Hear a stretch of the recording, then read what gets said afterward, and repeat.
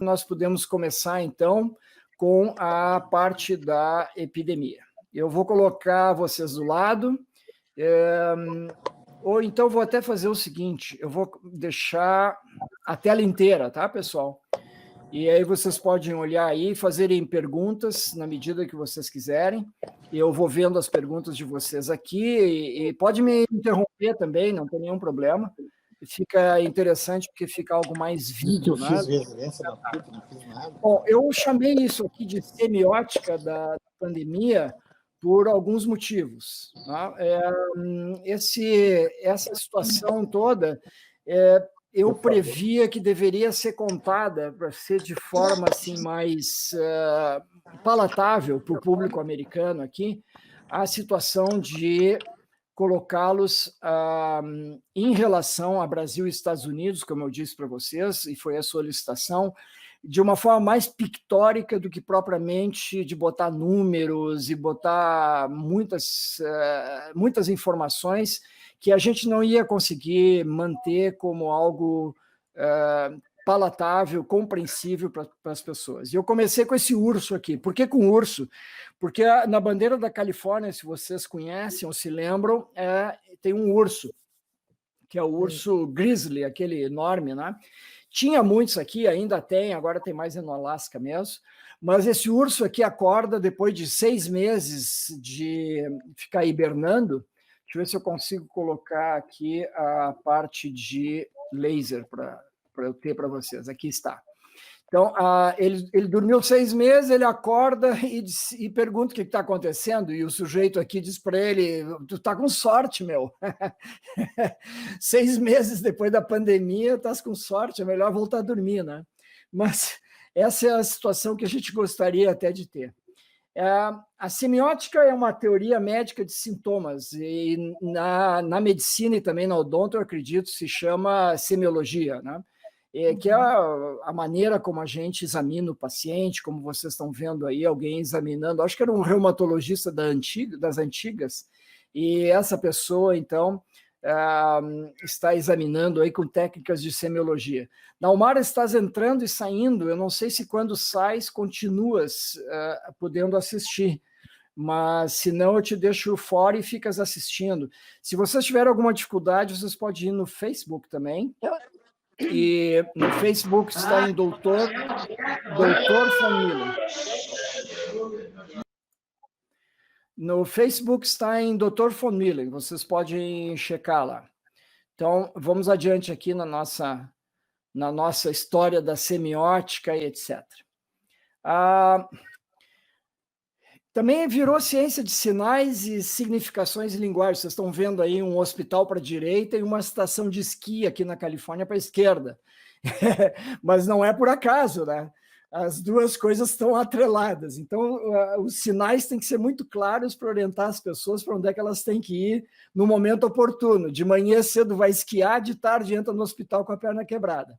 Então, essas situações são muito frequentes. Os números de hoje, que eu peguei aqui para vocês veem no mundo inteiro 41 milhões de pessoas, com 1.132.000 mortes. Não é uma gripezinha, né, pessoal? Nem é o que o Dr. Trump aqui disse, nem o que o Dr. Bolsonaro disseram, os grandes médicos dessa pandemia, aparentemente, grandes conhecedores. E o total de mortes nos Estados Unidos é 222 mil. No Brasil, nós vamos ver logo a seguir. Isso dá uma taxa em torno de 637 mortes por milhão. E esses números determinam que nós tenhamos os Estados Unidos em primeiro lugar, seja com o número total de casos, seja de número de mortos. O Brasil vem em segundo em número de mortes, vem em terceiro em número total de casos, se eu bem me lembro, em relação à Índia, e se isso não mudou agora nos últimos 2, 3 dias, que eu não chequei a Índia, como é que está. Mas nós estamos ali, ombreando com a Índia, que tem 1 bilhão e 300 milhões de pessoas, a China com 1 bilhão e 400. Quer dizer, se nós vamos confiar nos dados da Índia, se eles estão certos, dali a pouco realmente é meio vergonhoso a gente ter toda essa situação, né, de número de casos e indicando desde já que tanto os Estados Unidos quanto o Brasil não fizeram o tema de casa como se deveria pensar em fazer. E isso se vê principalmente nesse índice aqui, né?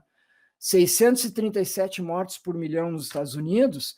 Vamos ver o Brasil, ó, 673 mortes por milhão, até mais acima dos Estados Unidos. Tem alguns países aí que entraram na nossa frente aqui. Se não me engano, Peru, Bélgica e Bolívia, talvez. E tem Andorra, São Marinho, mas esses não contam, né? São países com 20, 30 mil habitantes, eu acredito. Então, bateu ali, pegou quase todo mundo.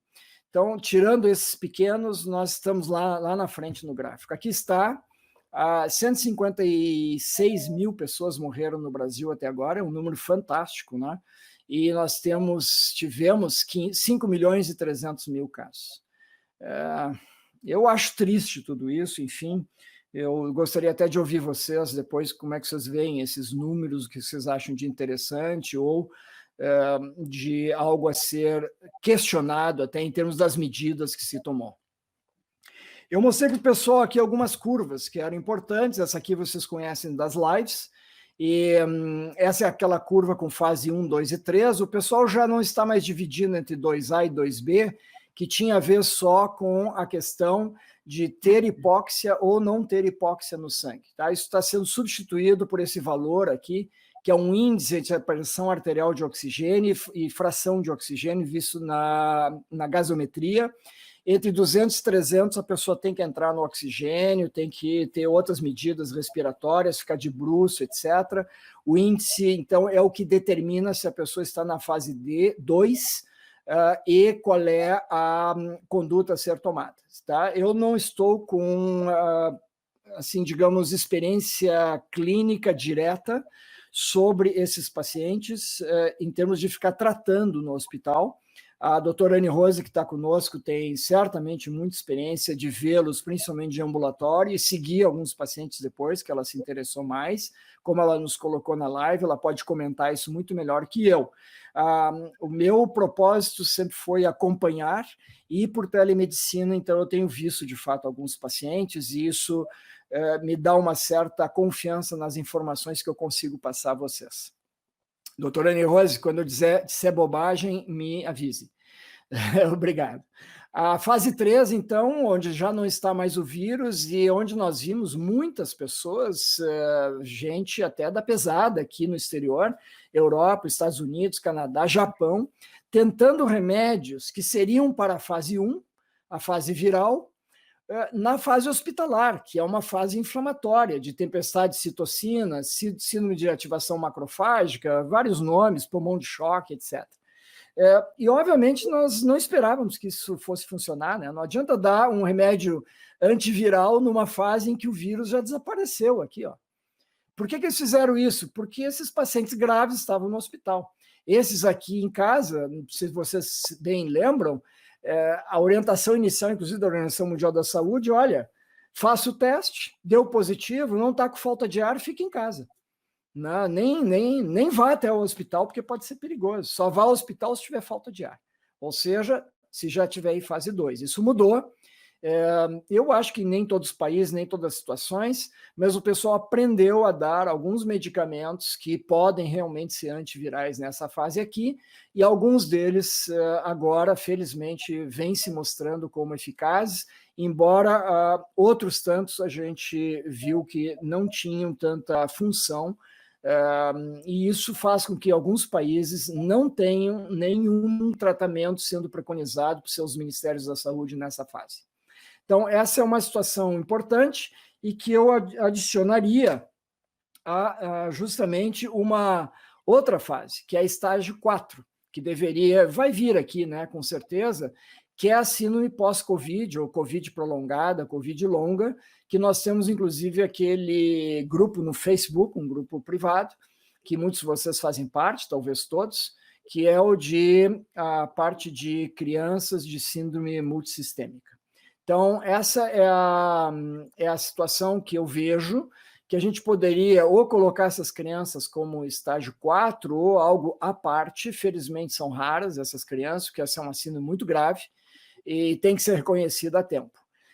Falando em crianças com síndrome multissistêmica, é interessante observar que a maioria das crianças que fizeram essa síndrome, já tem mais de 600 só aqui nos Estados Unidos reconhecidas, é aquela Kawasaki-like, né, que eles chamam, tipo Kawasaki, que é uma vasculite sistêmica, inflamação de vasos, autoimune, e que leva essas crianças à morte ou leva a consequências muito importantes no coração, com aneurismas, aquelas dilatações do coração, ou infartos do coração em crianças com 5, 10, 15 anos de idade.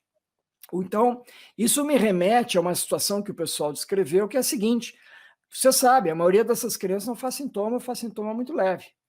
Então, deve ter uma fase 0 aqui no gráfico, em que seria a fase assintomática, né? E que nós temos que colocar muitas crianças na fase 0 ou na fase 1, sintomas muito leves. Mas essas crianças que estão aqui em fase 0 ou 1 são as que vão fazer a síndrome multissistêmica, infelizmente. A maioria dessas crianças não tiveram sintomas e se sabe, portanto, que fizeram a Covid-19 por um motivo muito simples. Essas crianças foram testadas na sorologia para saber se elas tinham, no caso, a IgG positiva. E essas crianças eram IgG positivo em altos títulos. Então, algumas semanas depois de terem contato com a Covid, isso pode ser tratado também através de pais ou outros, essas pessoas, então, puderam ser diagnosticadas como uma síndrome multissistêmica. Então, essa é a situação dessa curva aqui de gráficos que é importante. Uma outra curva importante é justamente essa, que é a do norte da Itália. Eu acompanhei desde o início, que eu tinha um colega lá, já disse para vocês, um colega hepatologista de Milão, uma pessoa assim, muito diferenciada, trabalhou comigo aqui nos Estados Unidos por um ano e pouco, foi meu pupilo aqui até quando chegou, ensinei as técnicas de laboratório para ele.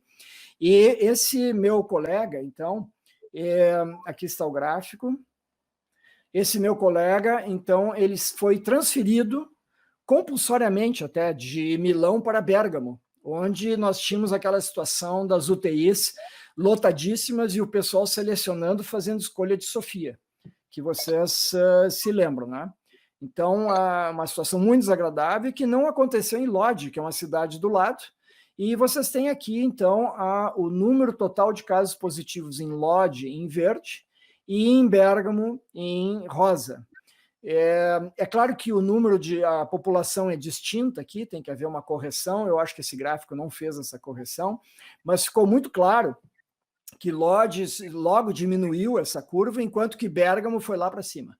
E o pessoal na UTI, com uma população predominantemente de alto risco, principalmente de idosos, acabou, então, tendo as escolhas de Sofia, que eu falei para vocês, uma situação extremamente triste, e que a gente aprendeu que não deveria seguir. Né? Então, já aqui, nesse momento, vocês veem, nós estamos em fevereiro, ó. Isso aqui é 24 de fevereiro até 13 de março. Isso aqui é 3 semanas, pessoal. Em 3 semanas, nós já tínhamos aprendido, lá na primeira quinzena de março, que tínhamos que fazer alguma restrição dos movimentos da população, porque senão nós não teríamos condições de arcar com o número de casos. Né? E isso parece que caiu em ouvidos moucos em muitas pessoas, né? Principalmente quem tomava decisões nesse período todo, pelo resto do mundo. Uma boa parte, pelo menos. E isso vem ao encontro dessa outra curva, que seria a que você se lembra da curva de, na verdade, o que se chamava achatamento da curva. O que se queria é que não tivesse tantos casos assim de um momento só, e que essa curva se fosse achatada para azul, de tal forma que o mesmo número de casos aqui correspondesse a esse número de casos aqui, mas ao longo do tempo, permitindo que o sistema de saúde comportasse, então, essa casuística toda de pessoas com a Covid-19 na hospitalização ou, eventualmente, na UTI. Então, aqui vocês têm o número de infectados superando a capacidade do sistema e, em teoria, se achata a curva ao longo do tempo, o sistema aguenta. Né? Isso é o que se quis fazer. Até chegarmos nisso aqui, né? Então, aí vocês veem um gráfico que é um videozinho que eu peguei daqui. Vocês veem que o sistema aqui de saúde está lotado acima da curva, e aqui está a moça, né, segurando toda essa situação através de lavar as mãos, de distanciamento social, não tocar no rosto e ficar em casa quando está com sintomas. Então, isso aqui cursou por aqui, foi um momento em que transitou por aqui em várias mídias sociais no sentido de educar as pessoas. E aqui está o que aconteceu. Os hospitais voaram em voo cego na pandemia. Isso aqui foi do Wall Street Journal de 2 semanas atrás, no setor saúde do jornal. Esse é um jornal conservador de Nova York. Como diz o nome, né, tem a ver com a Bolsa de Valores, etc.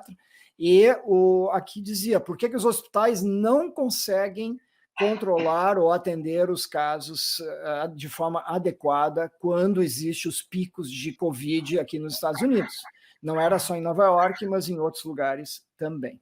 Então, aqui vocês têm como é que eles estavam achando. Estavam em voo cego, não sabiam o que fazer, estavam olhando números contra a parede, mãos atrás, e meio que sem saber o que fazer, porque faltou, assim como no Brasil, orientações mais seguras do governo central.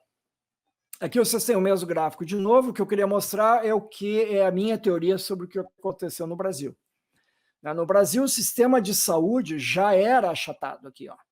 Essa é a capacidade do sistema de saúde do Brasil. Nós temos o SUS, maravilha, Estados Unidos não tem. Vantagem para o Brasil, sem dúvida. Mas não adianta ter um sistema que em muitas áreas do país é corrupto, né, cronicamente, endemicamente, como é no Rio de Janeiro, e a Rosa é do Rio, que está nos ouvindo, ela sabe bem o que eu estou falando, e uma situação que, na verdade, não adiantava achatar a curva. Vocês veem que mesmo com distanciamento social e dando tempo, a capacidade do sistema está aqui embaixo. Né? Isso aqui não resolveu. E, inclusive, deu uma melhorada no Rio, dali a pouco soltaram tudo, um monte de gente nas praias. A última notícia que eu tive é que as favelas ali no Rio de Janeiro estavam com casos assim, engraçando a 1000.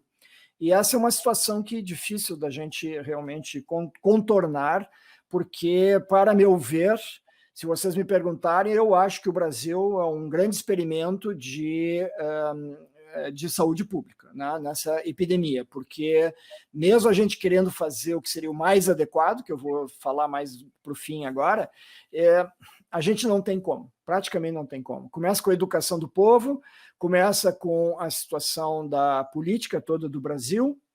Nós já tivemos 3 ministros da saúde, que não é bom, em plena pior epidemia do século, né, no mundo inteiro, e sem uma capacidade de visualização científica da situação como um todo. Isso é São Paulo.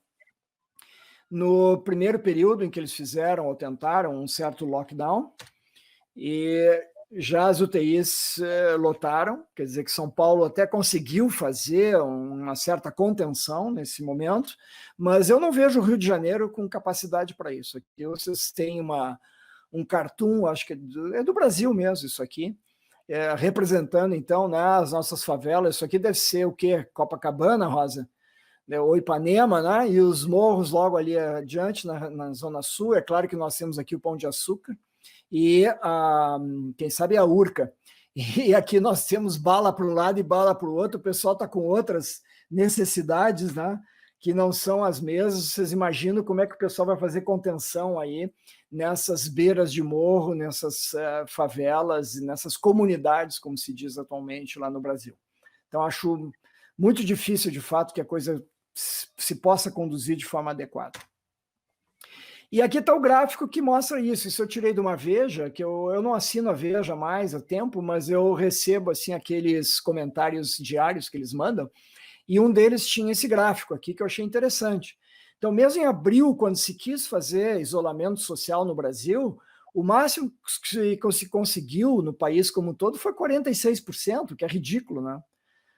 E em setembro, 37,5%. Agora deve estar menos ainda. Vocês podem me dizer isso até melhor. Então, essas médias de isolamento social, é claro que pode não dizer muito, porque dali a pouco essa é uma epidemia que evolui por clusters, evolui por pontos em que tem mais casos, né?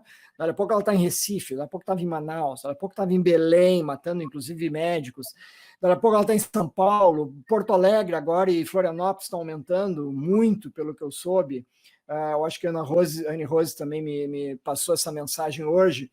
Então, a média não diz muito, mas quem sabe nos informa um pouco sobre essa capacidade do Brasil de fazer algum isolamento do vírus.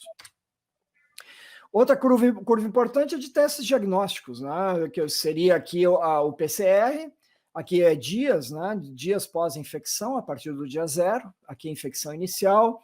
Com 5 dias está no pico de se fazer a PCR, até o dia 10, 15, por aí, depois não adianta mais. Depois vocês começam a fazer algum teste antigênico, que seria ainda para diagnosticar o vírus, ele ainda pode estar presente, mas vocês veem que as curvas se superpõem, né? O teste antigênico mede proteínas do vírus, e o RNA é medido pelo teste PCR, aquele do nariz. Os dois podem ser feitos em saliva e nariz. E aqui começa, então, a produção de anticorpos. E aqui vocês têm, então, média, isso aqui é IgG, subindo e se mantendo. A concentração de IgM nesta pandemia é mais ou menos paralela, ocorre de forma contemporânea. Em geral, o clássico seria a IgM ocorrer bem antes e num pico bem elevado. Não é o caso que está se vendo aqui. Às vezes a IgA também, que é aquele anticorpo de saliva, de mucosas, também está aqui. E vocês veem que a IgM vai cair 30, 40, 60 dias depois. Não se sabe ainda em todo mundo para onde vai isso aqui. Tá? Aparentemente, 3, 4 meses isso aqui cai, e por isso o pessoal ficou muito preocupado se as vacinas vão funcionar a longo prazo. Porque pode ser que a vacina gere o mesmo tipo de resposta e a gente não tem isso aqui se mantendo durante meses. Pode ser que essas vacinas de coronavírus, das quais não existe nenhuma até hoje, vocês se deem conta disso, né? Não tem uma vacina de coronavírus até hoje que a gente possa dizer que funcionou, nem para a MERS, aquela do Oriente Médio, nem a SARS-1, que seria a da China, e também não temos para os 4 tipos de gripe sazonal, que são os 4 tipos de coronavírus que acarretam, junto com influenza, vírus sincicial respiratório, esses outros. Então, é preocupante, né? Essa vacina da gripe, entre aspas, que a gente faz é de influenza, né? Incluindo H1N1. Então, essas tríplices, quádruplas, etc., é o que se conseguiu fazer. E mesmo assim tem que fazer reforço todo ano, porque o vírus está mutando. Né? Ou porque a gente perde também a capacidade de fazer anticorpos contra esse vírus que está vindo na entrada do inverno, digamos. Então, e essa é uma resposta que não se tem também nessa situação do coronavírus aqui. Eu acho muito preocupante essa situação, e só o tempo para nos responder, não tem como saber de forma distinta, infelizmente. Outra curva muito importante que a gente aprendeu com o tempo, os epidemiologistas já sabiam, é que a gente tem que marcar sempre mortes em excesso, que é onde tem menos vícios de aferição disso, da epidemia. Porque, assim, número de casos de epidemia, basta vocês comprar 1 bilhão de testes e ficar fazendo na população, né? Quanto mais testes fizer, mais casos vocês vão descobrir. Tanto que existe aqui nos Estados Unidos, pelo menos, eles dizem que o número de casos real é 10 vezes mais do que está sendo dito oficialmente. Basta testar. Então, esse não é um bom parâmetro. O número de mortes pode ter algum tipo de situação que não seja só pela pandemia, né? O pessoal pode estar morrendo por infartos e outras coisas, como sempre. Mas mortes em excesso, pegando as médias dos últimos 2, 3 anos, a gente pode ter uma noção que esse excesso seja pela pandemia. Então, é isso que vocês estão vendo aqui. Essa área mais homogênea, aqui de cor homogênea, é as médias. E em vermelho, as mortes em excesso. Então, vocês estão vendo América Latina, Estados Unidos, Rússia aumentando, África do Sul aumentou, diminuiu, mas realmente a tendência é sempre ser maior nesta pandemia. E aqui está no Brasil. Eu tenho dados até, eu acho que meados de setembro nesse gráfico. Por isso que cai aqui, porque não tem dados, tá? Isso aqui são médias de 7 dias, se não me engano. E aqui vocês têm, então, as mortes em excesso sobre a média de mortes dos últimos 2 ou 3 anos. Então, vocês veem que realmente subiu bastante. Uma crítica que se faz a essa curva é que poderia estar se pegando aqui as pessoas que têm medo de ir para o hospital, né? Pessoas que estão morrendo de infarto, derrames, bronquites crônicas, enfisemas, etc., que têm medo de ir para o hospital, ou até de câncer, né? Que aparece lá uma obstrução intestinal aguda por um câncer que não estava diagnosticado, e essas pessoas vão para o hospital na 10ª hora, né? Vão para morrer. Porque estão com medo de pegar Covid no hospital e, eventualmente, com razão. Então, aqui vocês têm essa curva que pode ter esse tipo de análise também. Aqui vocês têm mortalidade geral, de acordo com a idade, é uma outra curva importante. Aqui nós aprendemos que abaixo de 29 anos de idade é 0,3%, isso aqui é uma média de um trabalho de milhares de pessoas, e aqui vocês têm subindo com a idade, 40, 50, 60 anos, o índice de mortalidade sobe também, chega a mais de 30% acima de 80 anos. E daqui se tirou, então, aquela situação que acima de 60 anos o índice, melhor dizendo, de mortalidade, aqui se chama de fatality rate, que vocês estão vendo aqui, índice de fatalidade em percentual, é muito grande. Vocês vão subindo aí, né? 30 mais 23 mais 10 aqui. Então, isso dá 43% das pessoas nesse estudo morrem quando tem acima de 60 anos de idade. E aqui são os fatores, o fator de risco dos mais importantes. Então, essa é uma curva que também é fundamental para a gente entender a pandemia. Agora, você se dê em conta, fazendo um parênteses em relação à parte de abertura de escolas, né? O pessoal diz assim, não, na escola é 0,0 alguma coisa nas crianças do jardim de infância, verdade? Curso primário, 1º grau, 2º grau, elementar, etc., conforme o país tem nomes diferentes. Mas vamos dizer que seja esse 0,3% aqui. Realmente, por esse número só, vamos abrir as escolas, né? Se tiver alguma criança, a gente reconhece logo que tenha problema e vamos tratar. Agora, o pessoal fez a seguinte pesquisa: qual é o número de pessoas com fator de risco que trabalham nas escolas? Professor, diretor, faxineira, outros trabalhadores, o guarda que fica na frente da escola. Vocês imaginem isso, sabem melhor que eu quantas pessoas trabalham em escola. Aqui nos Estados Unidos, eu digo o número para vocês das pessoas que trabalham em escola e que têm fator de risco. Chega a quase 30% em algumas regiões do país. 1/3 das pessoas que atendem essas crianças do jardim de infância até entrar na faculdade são pessoas com fator de risco, obesidade, idade acima de 60 anos, são professores, né? Ou pessoas que estão ali fazendo faxina com 65 anos, não pode se aposentar, depende daquele trabalho. E isso eu não vejo discussão, o pessoal se esqueceu que tem gente ali trabalhando e que vai se expor, porque a criança pode estar trazendo o vírus, é assintomática, mas ela passa. Ela passa. Então, nós temos que ter também extremo cuidado com essa situação de analisar como abrir as escolas, de que maneira e como proteger essa massa crítica aí. Qual é o nosso inimigo? Nosso inimigo está aí, né? Esse é o vírus. Nós temos 29.900 bases de pares, é relativamente grande, não é enorme. A imagem não carregou, doutor. Como? A imagem não carregou. Às vezes eu me esqueço de trocar aqui. Eu deveria ter uma pessoa aqui que contrabalançasse isso para mim. Obrigado. Então, nós temos aqui 29.900 bases. Nós temos a nucleoproteína, são proteínas que ajudam a enrolar o RNA do vírus. E nós temos outras proteínas que estão aqui, né, formando essa coroa, né, que dá o nome. A principal delas é essa spike, porque essa espícula é a que justamente se gruda no receptor para poder entrar nas células. Nós temos proteínas do envelope, que é essa camada aqui, que é uma membrana, na verdade, bilipídica. Vocês estão vendo aqui essas ampulhetazinhas, espero que vocês consigam ver, que são lipídios, e por isso vocês lavam a mão com sabão, vocês usam um detergente qualquer, vocês usam alvejante, e vocês conseguem, então, destruir esse vírus, assim, no contato, na hora, né?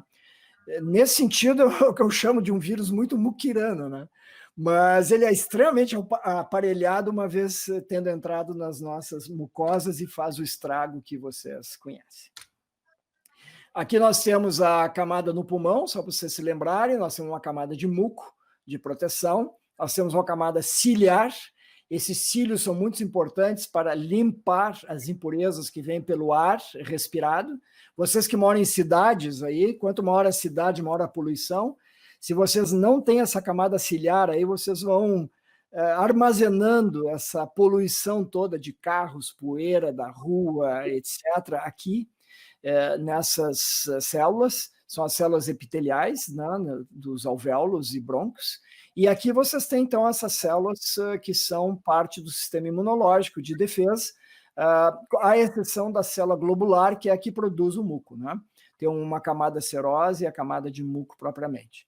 Então, essa célula dendrítica que vocês estão vendo com esse prolongamento é a que apresenta, desculpe, essa é a que apresenta os antígenos, as proteínas do vírus para as outras células, principalmente esses polimorfonucleares aqui, que são primeira linha de defesa, imunidade inata, mas também para as células T e células B, que vão produzir anticorpos num segundo momento, e também macrófagos que podem, de forma direta, atacar o vírus, né? Essas aqui são células que englobam o vírus e também apresentam partículas desse vírus para células competentes. Então, essa é a situação na mucosa. Então, aqui vocês têm a interação, então, agora, dessa célula da mucosa com os receptores. O principal dele é esse receptor aqui, da enzima de conversão de angiotensina de tipo 2, mas vocês têm outras dois receptores que se descobriu já, que facilitam, quando presentes, a entrada da célula. Tem pessoas com mais receptor desse tipo, crianças têm menos, e pessoas adultas com menos. Então, isso faz com que haja uma interação hospedeiro-vírus, facilitado, o vírus entra mais fácil, né? E vários anticorpos estão sendo produzidos tentando inibir esta interação aqui, nós vamos ver logo ali adiante.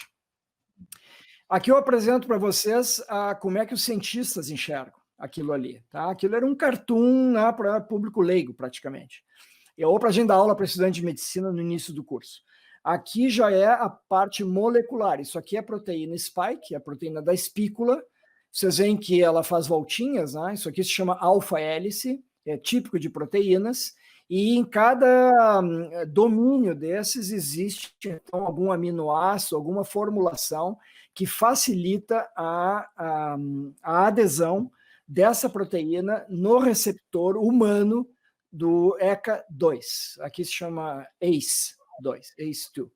Então, isso para vocês só terem uma ideia de como é que funciona essa interação aqui, que eu acho que é sempre interessante, né?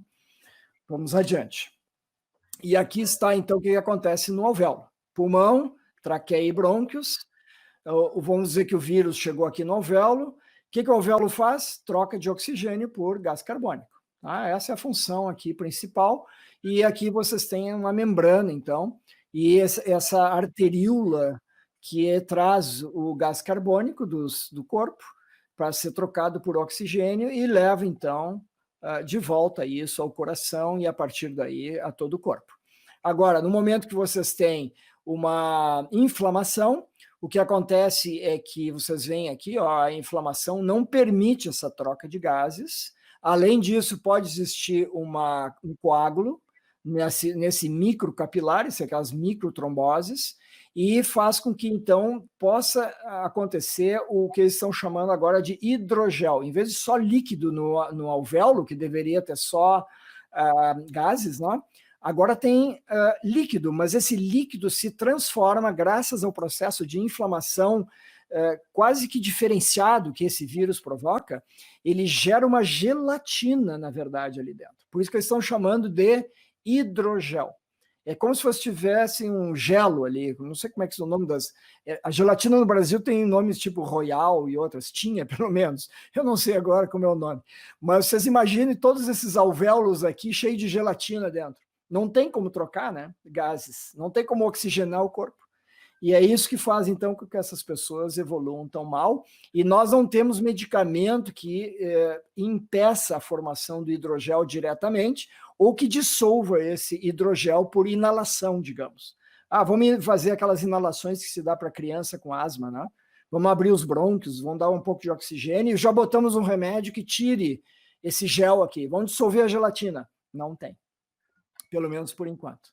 Então, esse conceito aqui que determinou que o vírus não é só um vírus respiratório, um vírus pulmonar, ele é um vírus sistêmico, ele pega vários órgãos através justamente dessas microtromboses que, na verdade, não se dão só na parte de microcirculação, que pode ser rim, pode ser coração, pode ser um monte de órgãos, né? Se dá também na parte de grandes vasos. E é isso que está dando, então, embolias pulmonares, está acontecendo, grandes embolias, às vezes, em AVCs. Hoje mesmo eu vi um artigo científico sendo publicado, em que o pessoal mostrava que, principalmente jovens com Covid-19, fazem AVC isquêmico, porque eles têm, por algum motivo, não se sabe ainda, facilidade de fazer trombose ou coágulos nas artérias que estão lá no cérebro. Vocês veem que é um processo de aprendizado, mas dá medo, né? É um vírus que realmente está nos deixando à mercê de uma circunstância muito peculiar na medicina, que mesmo com o nosso conhecimento do século XXI, de mecanismos imunológicos e tudo mais, pegou o pessoal no contrapé, principalmente os países despreparados, e por isso essa taxa de mortalidade tão grande que eu falei para vocês desde o início. Vamos adiante aqui. Antes de falar das vítimas, que não são só as pessoas, vocês têm alguma dúvida, querem comentar alguma coisa? Não concordam, talvez, com algo da minha avaliação? Odinei, gostas de falar? Tens alguma dúvida em especial?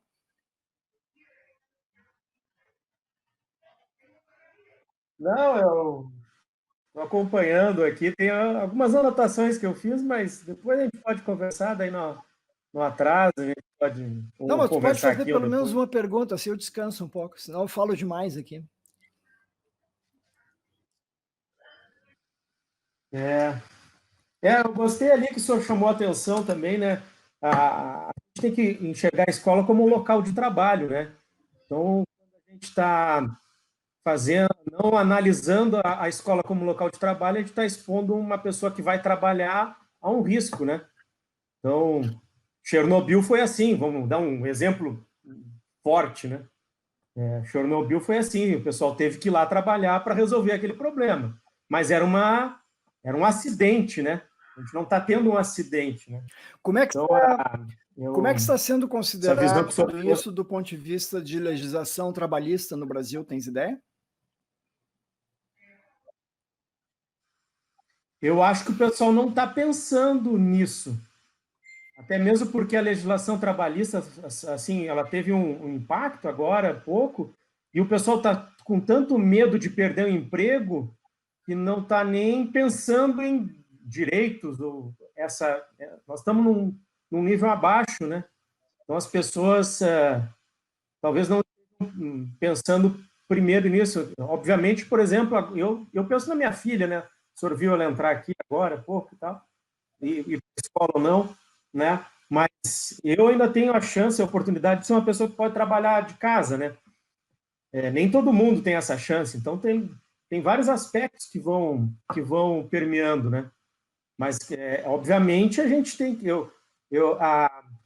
em Cascavel, algumas aulas, a minha cunhada e a prima dela moram em Cascavel, né?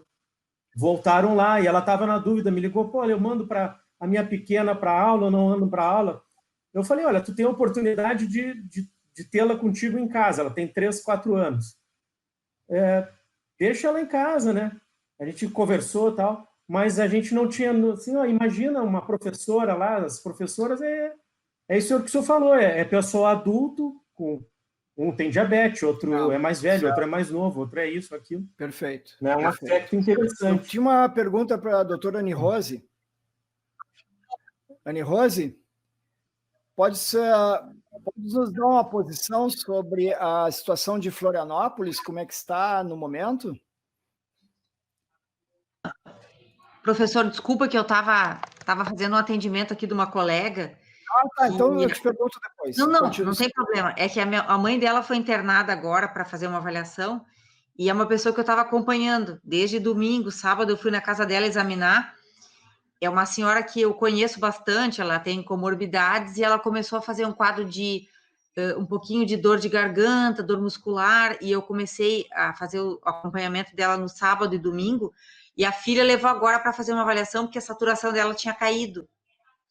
E até peço desculpa que durante a live eu tive que atender 2 pessoas, uma amiga minha que está com uma criança de 5 anos com Covid positivo. Doutora Anne, a senhora não está desculpada, porque a senhora está fazendo o trabalho médico, que primeiro sempre é o paciente, depois é o resto.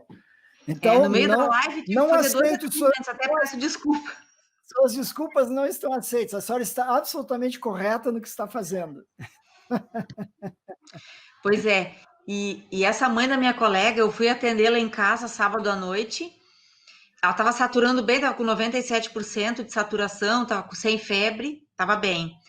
E ela veio mantendo um quadro estável. Eu fiz anti-inflamatório porque ela já tinha uma dor crônica no ombro, devido a um problema no ombro há algumas semanas já. E passei o Miozan também para ela ter um relaxamento, porque eu vi que ela estava muito estressada, assim, devido a toda essa situação. Mas ela vinha respondendo bem. E hoje a filha dela me avisou que ela caiu a saturação para 93% e no fim do dia para 90%. Aí eu recomendei que ela fosse até um pronto atendimento para fazer exames e para fazer uma tomografia. E ela ficou 4 horas esperando atendimento. E a filha dela me avisou que agora entrou para atendimento. Por isso que eu estava dando um apoio até psicológico para a filha.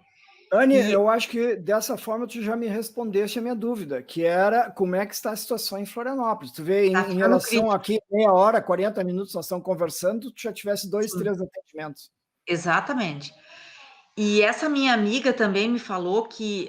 tem uma amiga minha que é médica ali do HU, que fazia plantão comigo, a pneumologista, e ela me mandou uma mensagem hoje, Ciane, a situação na emergência está ficando crítica de novo, como a gente pegou em julho. Está começando a encher muito, inclusive essa minha amiga ficou 4 horas esperando atendimento, nesse pronto atendimento no hospital privado, e essa minha amiga de Brasília pediu que eu desse apoio para uma criança que está com 5 anos, e a avó e a bisavó faleceram em 48... Na verdade, a bisavó faleceu, a avó está contaminada, e a bisavó faleceu em 48 horas de sintomatologia do Covid. Olha só. Eu estou com uma paciente hoje internada em um hospital privado em Porto Alegre, eu estou vendo por telemedicina junto com a equipe lá, e eu quis que eles fizessem, não tem agente monoclonal, que é o pessoal que está utilizando, pelo menos quem tem condições, mas tem soro convalescente, né? Sim. Bom, me disseram ontem, me disseram que tinha, hoje já me disseram que não tem mais, tem que pedir em São Paulo, e por isso até te passei uma mensagem perguntando se teria soro convalescente em Florianópolis. A coisa parece estar realmente complicada. Vocês veem, teoricamente, se um de nós interna em hospital privado em Porto Alegre, não tem soro convalescente para fazer. Até onde eu sei, a informação que eu tenho é que aqui também não tem, professor. Aqui também não tem. Então está em falta de doadores, provavelmente, né? Isso é preocupante. É mais um motivo da gente se cuidar bastante, né? Essa pessoa que eu estou cuidando... Eu posso conversar com uma amiga minha que é farmacêutica do EMOSC, que é o centro de referência aqui, de repente, se eles estão tendo esse tipo de preocupação de ter esse tipo de captação para tratamento, né? Eu posso conversar com ela e dar essa informação para o senhor. Tá, obrigado, te agradeço. É preocupante porque a gente fica de mãos atadas, né, em situações que podem ser muito críticas, realmente. Mas, enfim. Bom, vamos adiante aqui, pessoal. Nossas vítimas. Está aqui a primeira vítima, né? Esse já sabemos. Pulmões. Alvéolos com inflamação e gera isso aqui. Então, essa é uma tomografia com as lesões mais típicas aí, de vidro fosco e outras, forma uma fibrose depois, quando cicatriza, o que é um problema que nós vamos ter que conviver logo ali adiante. Lembra, inclusive, algumas doenças autoimunes, e essa resposta toda é muito rápida, né?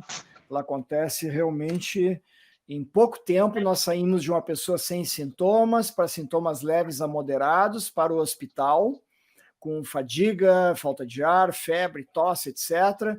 Alterações dos exames de laboratório, principalmente dedímero, ferritina, LDH, proteína C reativa. Aqui nos Estados Unidos eles dosam interleucina 6 de rotina, no Brasil eu sei que não fazem, porque o tocilizumab, que é um agente monoclonal anti-interleucina 6, poderia diminuir a inflamação.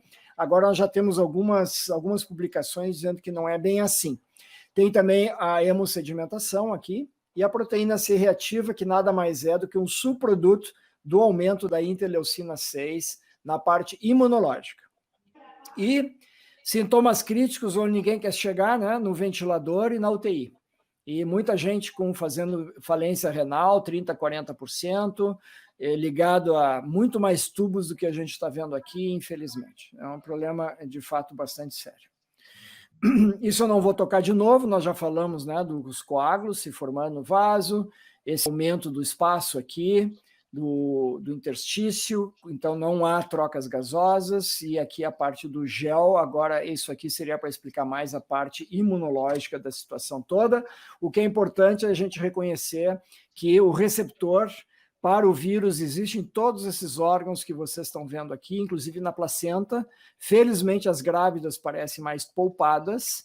Eu tenho nesse momento, inclusive, uma nora que está grávida, ela está se cuidando bastante aqui nos Estados Unidos, e felizmente ela está numa área de muito baixa prevalência da Covid-19. Então, por isso, aqui é o motivo de nós termos essas manifestações proteômicas que a gente chama na medicina em relação ao vírus. E isso faz também com que a gente possa estudar toda essa parte imunológica, tipo anticorpos contra interferon. Você sabe que as crianças têm mais interferons, que são essas substâncias antivirais, né, do sistema inato, e por isso talvez elas façam menos doença, mas existem anticorpos também, autoanticorpos contra interferon. Então, isso faz com que as pessoas estejam mais possibilitadas a fazer doença que seja de ameaçar a vida. Esse é um gráfico da economia, só para chamar a atenção para vocês que mesmo a Bolsa Americana tem altos e baixos aqui. Isso aqui é um dia só, e a Bolsa aqui está totalmente doida, né? E eles aqui acompanham, isso aqui está no jornal diariamente, praticamente todos os jornais têm isso, porque os dinheiros que as pessoas utilizam na sua aposentadoria, eles aplicam na Bolsa Americana. Isso aqui é a Índia, ó. A Índia caiu 24% no último quadrimestre e o mundo está na mais profunda queda desde a Grande Depressão, o que é deprimente mesmo para nós. 400 milhões de empregos perdidos, 13 milhões só nos Estados Unidos, 8 milhões aqui no Brasil. Alguém está com o microfone aberto, aí tem um pouco de barulho. Então, isso aqui é 8 milhões. Eu acho isso aqui é subnotificado, né? Porque isso aqui deve ser a parte de pessoas com carteira assinada. Só se for pegar o resto, dá o dobro. Deve passar aqui dos Estados Unidos. Aqui não existe carteira não assinada. Não tem carteira de trabalho aqui. Não tem justiça do trabalho nos Estados Unidos. Tá? É tudo justiça civil aqui. Não existe esse tipo de justiça para não se gastar também em coisas que não precisaria. O contrato de trabalho é tido como direito civil e, portanto, todas as querelas que possam surgir, que são muito poucas, são discutidas na justiça civil também. Justiça comum. Esse camarada aqui não tem seguro-saúde, como eu disse para vocês, não tem SUS, e aí é um problema sério. As contas que estão vindo aqui para o pessoal são contas estratosféricas, o custo da medicina aqui é proibitivo, não tem fim e só aumenta, é algo não resolvido com certeza. Quem vier para cá sem seguro-saúde e tiver um problema sério, está ferrado. Alguns hospitais atendem pro bono, atendem gratuitamente para o camarada que está caído na sarjeta ali mal e tal, sabendo que não vão receber. Acho que eles até abatem do seu imposto de renda, sei lá como é que funciona, mas é uma situação muito triste de mais de 40 milhões de americanos não têm seguro. Nada, zero. E esse é o problema também da parte pobre do mundo, né? A pandemia está fazendo com que pessoas que já eram pobres entrem em extrema pobreza, como nesse artigo aqui da The Economist. Coitado da criança aí fazendo tema de casa, E aqui deve estar a sopinha da noite, né? E a questão da parte depressiva, né? Milhões de americanos estão condenados à instabilidade financeira, depressão, violência doméstica, tem as crianças também nessa parte, corroer velhos toques sociais como sorrisos visíveis e toque humano, que são críticos para a coesão social e o bem-estar pessoal, é o que está acontecendo na quarentena, com vários diagnósticos psiquiátricos, incluindo suicídios. Aqui tem uma ponte muito alta, que é a ponte de Coronado. Infelizmente, eu não botei aqui para mostrar para vocês. É uma ponte alta, e essa ponte, o pessoal vai lá, para o carro lá no meio, onde é mais alto, e se atira no mar. Tem uma ilha aqui perto que une, então, o continente, é isso aí. E isso tem aumentado. Isso não é notícia no jornal aqui, é claro, para não dar ideias, né, para as pessoas, mas, infelizmente, tem acontecido cada vez mais, e eu acho que é um fenômeno mundial. Então, aqui a depressão, ó. Antes, diagnósticos de depressão antes da pandemia, mais claro, e após a pandemia, mais escuro. Vocês veem depressão leve, moderada, moderadamente severa e depressão severa. Todas as graduações de depressão aumentaram, principalmente a leve aqui, em relação ao basal, né? Eu acho que talvez proporcionalmente as que mais aumentaram foram as mais graves mesmo, né? Olhando pelo gráfico aqui, eu não tenho a estatística para dar para vocês. Mas, e isso aqui pegou, inclusive, pessoas jovens. Muito, muito preocupante. E nós estamos nessa aqui, né? Eu mesmo estou para ir para o Brasil, porque minha mãe, com 91 anos, quer me ver. Não me viu todo ano, primeiro ano que eu não vou ao Brasil. E acho que eu vou ter que dar esse abraço aí nela. Não sei como é que eu vou fazer. Porque, teoricamente, aeroporto, avião, etc., eu tenho que chegar em Porto Alegre, onde ela reside, e ficar 14 dias de quarentena antes de vê-la, né? Ou vê-la muito à distância. Vou ter que decidir como é que eu vou fazer. E esse aqui é a situação hoje, né? Médicos na pandemia. Faz muitos dias que eu não vejo meu médico, diz esse aqui. E o outro diz, eu sou seu médico. Então, realmente se perdeu muita gente. Eu não sei a parte de odonto, doutora Lídia e a Naumara, se pode me dizer se tem muita gente que se perdeu nessa estrada aí da vida, Lídia. Como é que está essa situação na parte dentística? Eu não sei nos números, Carlos, realmente não assim. A gente comenta, tal pessoa se cuidou e de repente contaminou, mas não tenho números. Tu achas que o pessoal do odonto se protege melhor do que os médicos normalmente? Porque já estão acostumados a se proteger? Eu acho que sim. Normalmente, a pessoa que entrava em bloco, ou dependendo da atividade, se protegia. E mesmo pessoas como eu, que não estavam em uma, digamos, eu não cortava nada, não tinha esse tipo de proteção, a gente deu uma virada. Mas, cada vez mais, o que eu noto, o pessoal está soltando.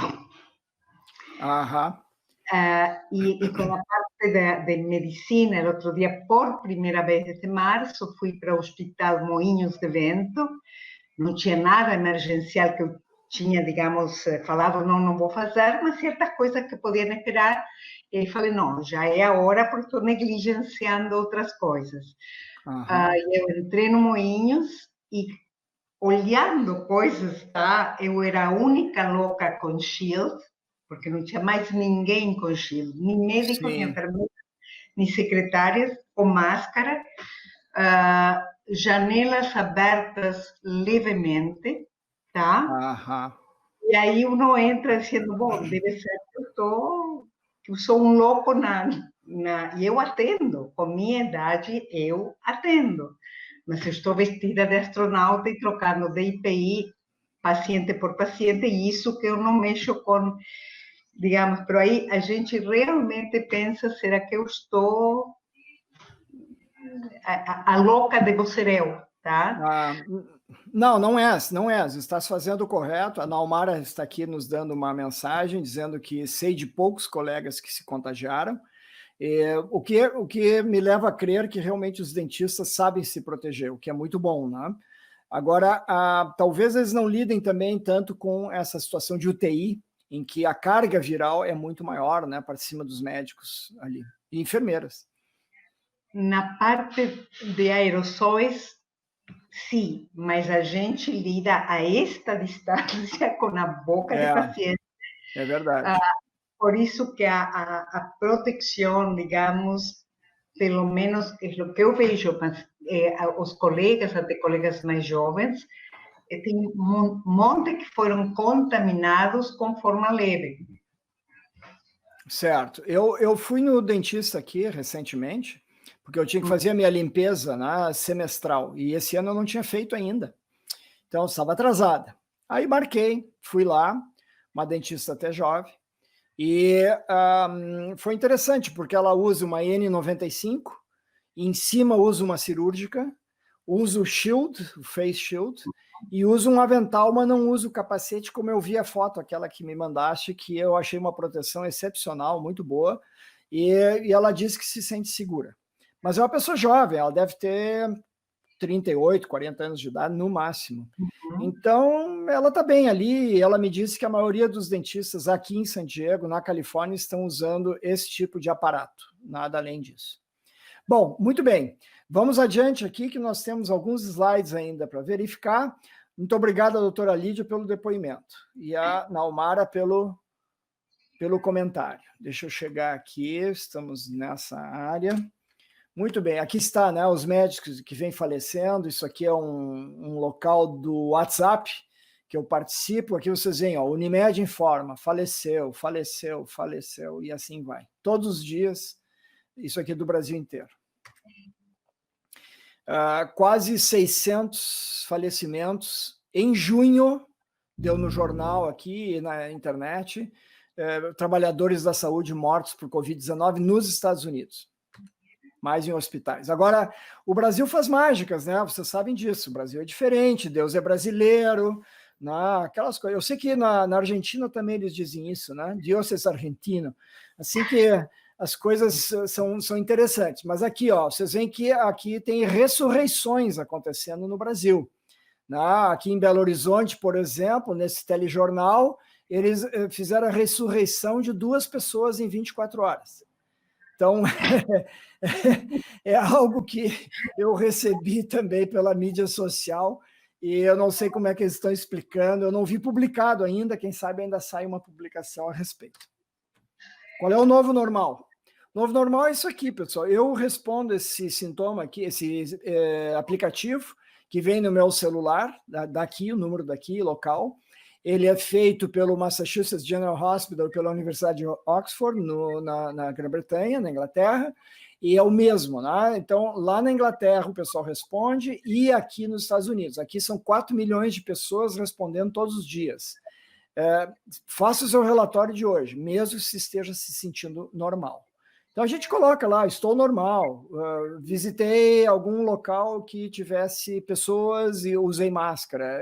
Perguntas bem simples, tá? Em 1 minuto a gente responde, e com isso a gente auxilia esse pessoal das estatísticas aí. Tem outros também, é claro, por exemplo, o Alexa entrou nessa história, esse é o Alexa que eu tenho aqui. Não sei como é que está a penetração de Alexa e esses outros no Brasil. A gente usa bastante, por exemplo, tem que marcar 2 minutos. Alexa, marque 2 minutos. Ela marca 2 minutos. E assim vai. Então, tem um aplicativo também sobre a Covid-19, se a gente quiser saber alguma coisa em especial. Esse aqui é o da Amazon, né?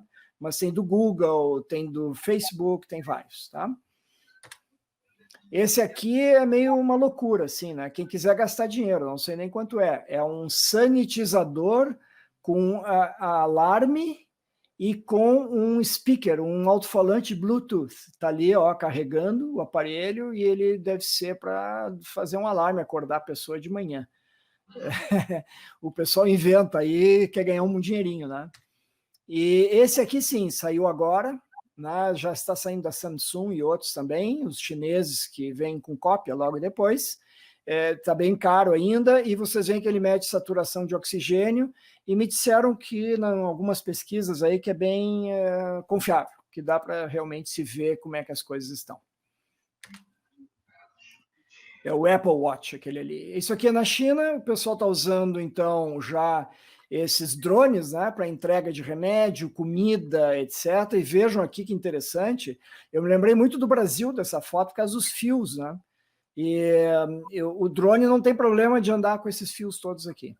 Parece que tem umas 2 cidades no Brasil que já estão sendo feitos também testes, né? Eu não sei quais são.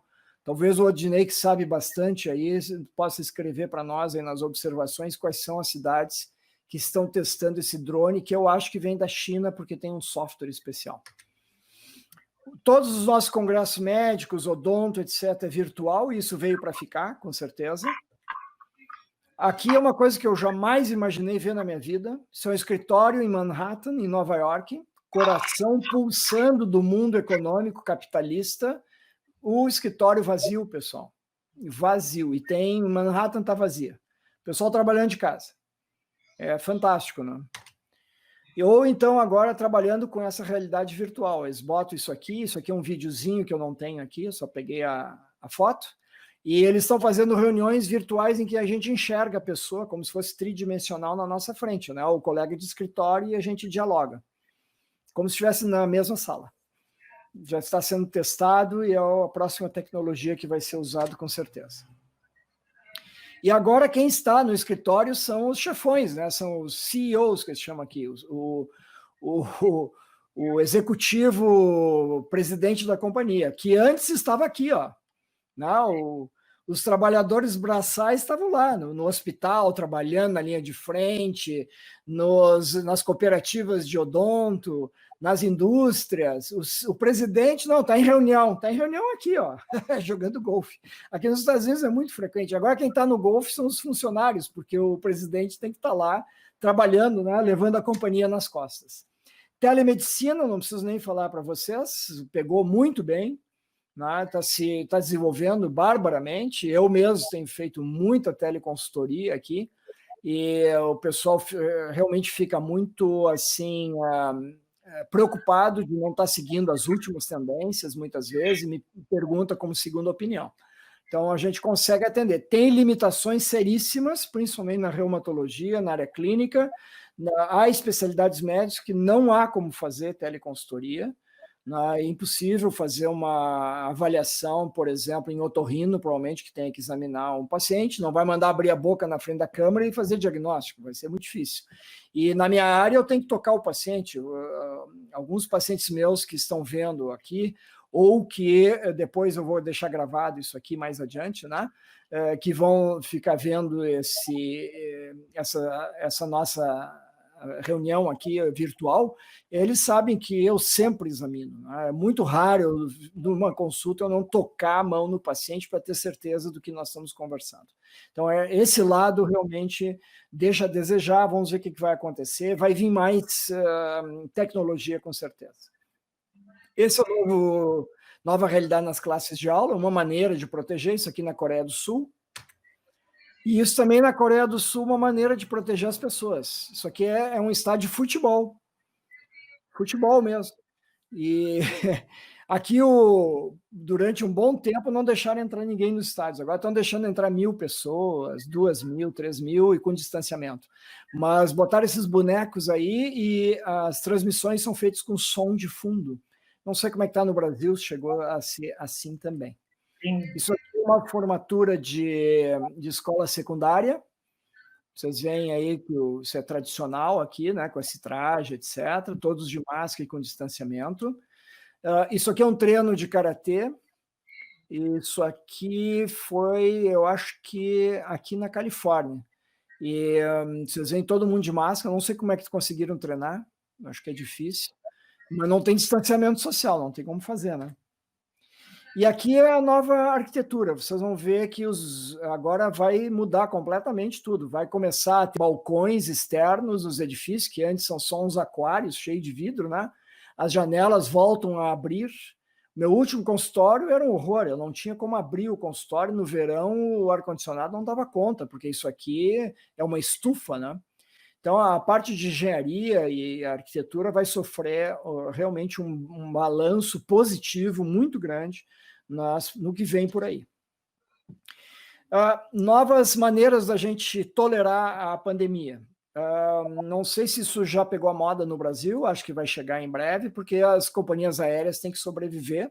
Tem umas que estão na bancarrota. Isso aqui é um voo para lugar nenhum. Vocês compram um ticket, não é barato, e ficam voando 2, 3, 4 horas, como se fosse, digamos, do Rio de Janeiro a Manaus, vamos dizer.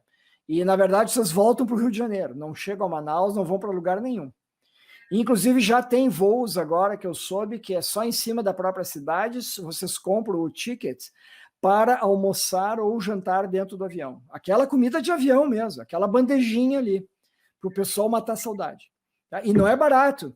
É 40, 50 dólares a classe comum.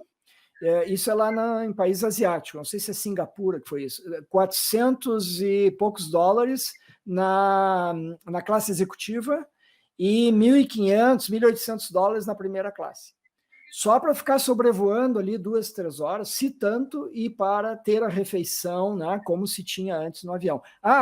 E a notícia que pintou aqui é que os aviões estão lotados, tá? Tem fila para entrar nisso aí. Então é isso aí, né? Então eles estão pegando... Como? Alguém fez alguma observação? Normalmente, né, brincando, não tem louco para todo, porque subir a um avião, risco de turbulência para a sensação e voltar, mas gosto não se discute. E um certo risco de pegar a doença, principalmente no aeroporto, né? Agora, isso aqui está pegando bastante. Eu vi, se não me engano, Israel também tem, isso aqui na Finlândia, e na França estão usando os cachorros treinados, né? Eles começaram com o suor da axila das pessoas. E agora já estão tirando roupas ou cheirando o hálito da pessoa. Eles conseguem fazer o diagnóstico de Covid, mesmo em assintomáticos, tão bem quanto o laboratório. O problema do cachorro é que ele cansa, né? Acho que ele pode ficar ali o quê? Meia hora, 1 hora, se tanto. Então tem que ter milhares de cachorros, dali a pouco, centenas por aeroporto, porque não há condição. Mas é uma maneira... Na Finlândia estão usando de rotina, como essa notícia aqui no aeroporto internacional de Helsinki. Sabemos como os cães detectam o vírus, pelo olfato, mas ainda não temos ideia do que eles detectam. Se descobrirmos isso, podemos treinar milhares de cães pelo mundo, disse essa professora aqui da Universidade de Helsinki. Eu, por enquanto, não estou treinando meus cachorros, eu só passeio com eles junto com a minha esposa de manhã e de noite. Sem máscara, vocês estão vendo que aqui é a região onde a gente mora, né? São só casas assim, não pode ter edifício por tudo aqui na Califórnia, essas casas são todas de madeira por causa dos terremotos, tá? Você pode olhar por fora, ver fotos das casas em Los Angeles, São Francisco, aqui em San Diego, é tudo de madeira. E aí surge o problema de cupim, né? A cada X anos nós temos que empacotar a casa aqui, sair de casa por 3 dias, e eles colocam uma substância lá que fica girando na casa e matando os cupins. Senão, o cupim acaba com a casa da gente. E é tudo de madeira porque, quando vem um terremoto, a madeira, né, oscila, né? E não quebra tudo como seria tijolo e concreto. Máscaras faciais, a gente pode usar isso aqui, que nem a doutora Lídia, né? Que parece que ela começou com isso no consultório, mas aí teve alguns probleminhas, e ela trocou. E tem gente que ainda acha que pode usar essas aqui do século XVII, da peste negra na Europa, e vocês veem como a gente copiou, né? É uma máscara hermeticamente fechada no rosto e tem um protetor dos olhos também ali, pessoal. E tem o protetor da cabeça. E tem também, olha aqui, ó, luva e o avental completo, pegando tela em cima. E uma varinha ainda para tocar o paciente de longe. Não evoluímos muito, né? Tem máscaras que são politicamente corretas ou incorretas, como vocês preferirem. Nós temos máscaras para leitura labial, que são importantes, né? Quem trabalha com esse tipo de pessoa, principalmente, porque são pessoas que merecem todo o respeito e hoje estão com essa deficiência. Mas não essas aqui, né? Eu mostrei, eu acho, para vocês na outra live que eu fiz. Essa aqui nós temos que só agradecer para a vovó, mas vai ficar nisso. E os estudos que estão acontecendo cada vez mostrando que quanto mais longe, de fato, a gente ficar, melhor, né? Aqui é 70 centímetros, já tem gente dizendo que 2 metros não resolve. Principalmente em ambiente fechado, restaurante, por exemplo. Essa paciente que eu estou hoje no hospital privado lá em Porto Alegre pegou em restaurante de meio-dia, assim. Ela mora sozinha, uma pessoa de quase 80 anos, cabeça ótima, muito independente, não tem empregado em casa, não quer, e ela, na verdade, tinha que comer, né? E pegou nos restaurantes, então, infelizmente. Aqui está, ó, até 8 metros aqui, nesse experimento. Isso aqui é um espirro, a pessoa está aqui, né? Um aerossol, complicado. E aqui é a parte política um pouco da história, talvez vocês não consigam ver. A probabilidade de transmissão é 70%, se só a pessoa que recebe o ar de quem está respirando, né? E quem está com Covid, que é essa pessoa da esquerda. A probabilidade diminui para 5% se essa pessoa usa máscara e cai para 1,5% se as duas estão usando máscara. Então, aqui isso está bem comprovado e é algo que é importante vocês observarem. E aqui é os tipos de personalidade se vocês forem no supermercado. Então, vocês vão até o supermercado e vem uma pessoa de máscara bem colocada, etc., é uma pessoa que acredita em ciência. Se a pessoa não usa, é uma pessoa que não acredita em ciência. E essa aqui não entende a ciência, porque está com o seu órgão olfativo de fora. E essa aqui acredita em mágica. E olha, eu vejo muita gente assim aqui, pessoal. Máscara aqui, ó, no pescoço. Tá? Então, essa é a realidade. Aqui eu tenho um experimento que o nosso amigo Odinei fez. Deixa eu ver se eu tenho aqui isso como... Eu acho que eu não tenho vídeo, infelizmente, Odinei. Vamos ver. Tá aqui, ó. Vocês olham essa máscara N95, ela tem uma camada interna que tem a capacidade de atrair o vírus por propriedades eletrostáticas, assim como consegue atrair essa coluna de água. Dá para ver bem aí? Essa é a vantagem da N95, eu agradeço muito o Odinei ter feito esse vídeo para nós, e vocês enxergam muito bem, né, essa propriedade. Por que isso? Porque o vírus que está em aerossol poderia passar pelas outras 2 camadas. Essa máscara N95 tem 3 camadas. E essa parte interna, que tem essa propriedade eletrostática, capta o vírus que está em aerossol, porque o vírus teria a capacidade, pelo seu tamanho, de passar pelos poros. Mas por eletricidade, fica grudado na máscara. Então, muito interessante esse vídeo que o Odinei me mandou. Qual é a evidência que a máscara funciona? Tem as evidências de navios, né? São 2 experimentos em navios fechados, o primeiro deles nesse Diamond Princess, eu não vou entrar em detalhes, são 3.700 passageiros, né, de 56 países, e 136 passageiros e membros da tripulação ficaram infectados e foram lá para... É aquele navio que ficou no Japão, bem no início da epidemia. Então, perto de 4% se infectaram. Tá? Qual é a diferença desse navio para o outro que eu vou mostrar para vocês? Então, aqui nós temos o Diamond Princess, ninguém estava usando máscara, foi bem no início da epidemia, 40% de quem teve a doença teve sintomas. Tá? 40%. E aqui nós temos um navio que saiu de Ushuaia, lá no sul da América Latina, foi até a Antártida, ia até as Ilhas Geórgia do Sul, passaria nas Malvinas Argentinas, né, doutora Lídia, e daqui iria até Buenos Aires e tal. Teve que abortar esse curso porque detectou casos de Covid aqui no meio da viagem. Tentaram ir até as Falklands, os ingleses não deixaram aportar. Se as Malvinas fossem argentinas, com certeza os argentinos, bons samaritanos, teriam deixado o navio aportar ali. E eles tiveram que ir até o Uruguai, Montevidéu, onde ficaram 20 quilômetros da costa fundeados. E o que aconteceu? Esses aqui usaram máscaras, porque eles saíram mais tarde na pandemia. Todos no navio usaram máscaras cirúrgicas ou N95, 81% deles sem sintomas, contra 40% aqui do navio Diamond Princess do Japão. Então, vocês veem a diferença que fez usar máscara nesses 2 sistemas fechados aqui.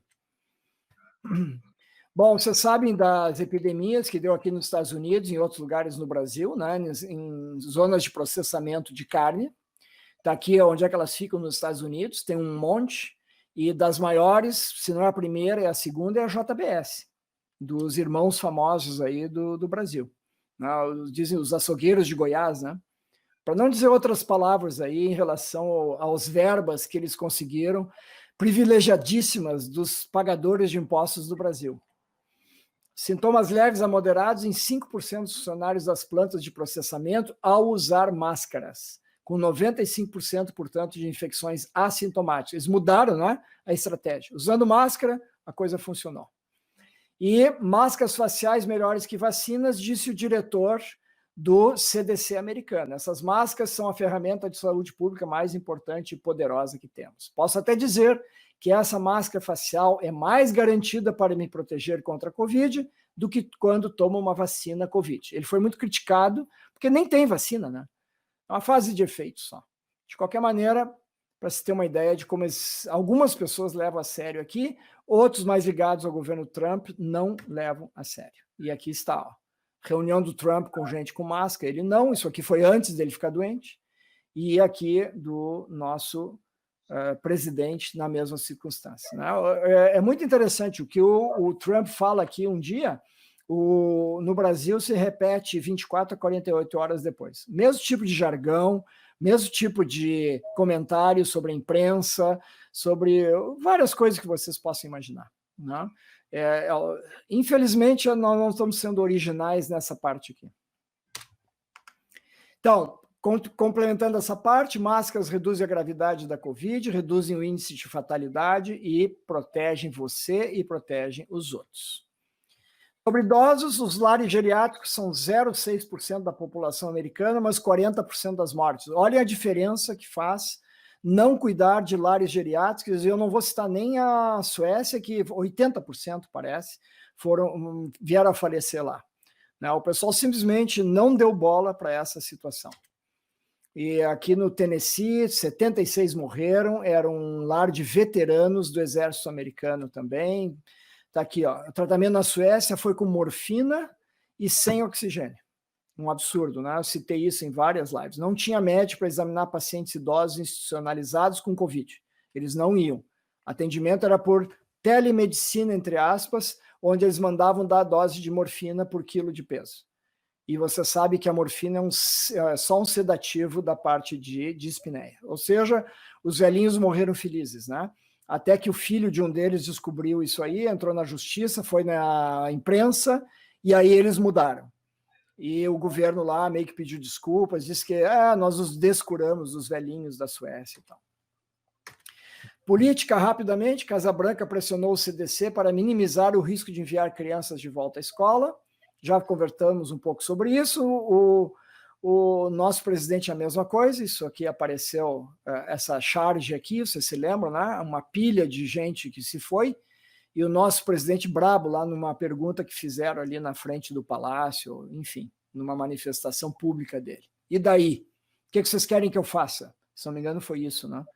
A falta de orientação centralizada da pandemia, e muito disso aqui aconteceu, que a gente sabe, não tanto nos Estados Unidos, mas deve ter ocorrido, mas no mundo inteiro isso aqui foi uma realidade. Então nós tivemos assim, a esquerda instilando medo, a direita negando a pandemia. Um usa máscara, o outro sem máscara, isola, fecha a economia, escola fechada, escola aberta, sem cloroquina, com cloroquina, é tudo que o vírus quis, né? Para dar de bandeja aí para ele o que ele tem que fazer, que é realmente gerar doenças e infecções. Retratações, algumas retratações de alto nível em artigos científicos deixaram o público inseguro sobre o que acreditar, reduzindo a confiança na profissão médica. Isso aqui é uma lesão muito, muito importante que nós ainda vamos passar pela frente. Revistas importantes como Lancet, New England Journal of Medicine, das melhores do mundo, retratando casuísticas, porque não tinha como checar de onde tiraram. Uma vergonha isso aqui. E aqui está por país, olha quantos países, de onde vinham os países que tiveram que retratar os seus estudos. Aqui as razões, não vou entrar nisso, erros em resultados, erros em conclusões, duplicação de publicação, apresentação desonesta dos dados e por aí vai. É uma tristeza. Terapêutica melhorou muito, né? Você sabe, com isso diminuiu bastante a parte de mortalidade, felizmente. E isso aqui é do Ronaldo, ele mora em Vacaria, se não me engano, no Rio Grande do Sul, é um chargista que é muito famoso, é um sujeito excepcional. E o tratamento foi realmente se conhecendo à medida que as coisas aconteceram. A plasma convalescente, hoje em dia é bastante utilizado, remdesivir com muitas dúvidas, mas mesmo assim o FDA hoje aprovou aqui nos Estados Unidos como tratamento antiviral. Esse aqui, o tratamento de HIV, praticamente está abandonado, não funciona. Colchicina, um estudo brasileiro de Ribeirão Preto, mostrou que funciona bem. A azitromicina, praticamente todo mundo utilizando. A ivermectina, com muitas dúvidas ainda, não tem estudo definitivo.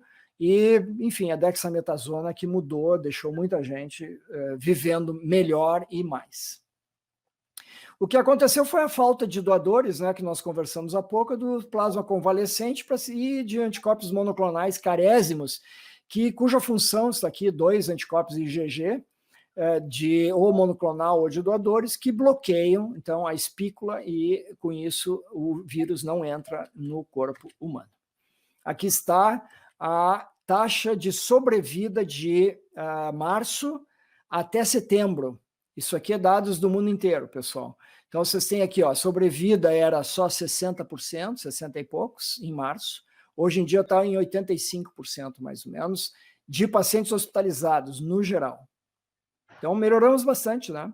Melhorou 20 e poucos por cento, mas longe ainda de nós chegarmos onde gostaríamos. A vacina, só 3 em fase 11, altamente politizada no Brasil atualmente, China principalmente, vacina da Rússia, não sei onde vai dar isso, é um problema muito sério, e nós temos o problema que é o desafio de entregar vacinas, né? 2 doses de vacina são prováveis, que tem que ser usada, qual é a papelada e burocracia que isso gera, a adesão não é intercambiável, não pode fazer a primeira dose de uma marca e fazer a outra da segunda. Tem os antivacinadores aí, né? Aqui no Brasil, desculpe, nos Estados Unidos, uma parcela muito grande de gente que não vacina suas crianças, problema sério, sarampo, por exemplo, aumentando, uma doença grave para criança, o preço não sabemos ainda o que vai ser. Nós temos o problema da distribuição, uma vacina, por exemplo, de RNA mensageiro, essas de tecnologia mais moderna, tem que ficar a menos 94 graus Fahrenheit. Isso é um monte, né? É um hiperfreezer, né? Como é que vai ter isso no consultório ou em países do terceiro mundo, Brasil, África, etc.? Não tem como. Né? Então, vamos terminar com o controle de danos, só vou responder aqui antes a parte da Naumara. O que ela diz aqui? Doutor Carlos, essas crianças que só transmitem o vírus, quanto tempo ficam transmitindo? Preciso terminar o tratamento de uma pacientezinha que o pai teve Covid. Em quanto tempo poderei terminar seu tratamento? É a única criança que atendi essa pandemia. Naumara, isso ainda é uma certa dúvida, mas eu já ouvi dizer de até 19 dias em criança ainda com potencial de transmissão. Então, para ficar tranquilo, eu te diria 3 semanas. Tá? Provavelmente a maioria seja menos, seja 10, 12 dias, nem tanto. Mas tem casos de 19 dias, pelo que eu li. Então, eu te recomendaria, de fato, 10 dias, não mais do que isso. Tá? A Maria Salete, no final, gostaria de fazer pergunta para a doutora Anne Rose. Sim. Queres fazer agora, Salete? Não tem problema. Problema no áudio. Alô? Sim. Pode falar. Está ouvindo? Sim, estamos ouvindo. Pode falar bem. Então, agora deve estar funcionando, porque no momento eu fiz a pergunta e eu acho que não saiu. Eu gostaria de perguntar para a doutora Anne se fazem tratamento precoce em Florianópolis ou Santa Catarina, que protocolo estão usando e quais os medicamentos que usam.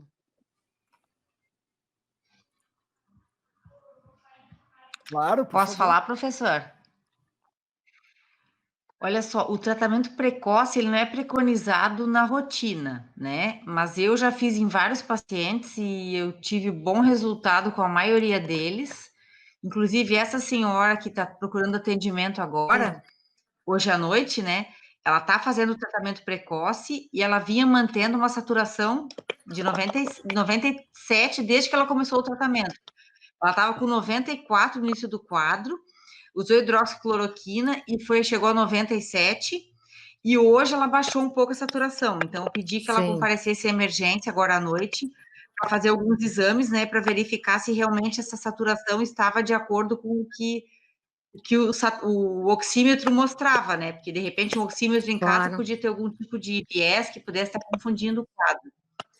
Mas ela mantém-se estável, está sendo atendida agora, até a filha dela me ligou, que é minha amiga, eu estou vendo como é que ela vai evoluir, depois eu posso até contar para vocês. E, em termos de tratamento precoce, o que a gente sabe que teve estudos essa semana que comprovaram que a nitazoxamida teve uma efetividade excelente em relação à resposta dos pacientes.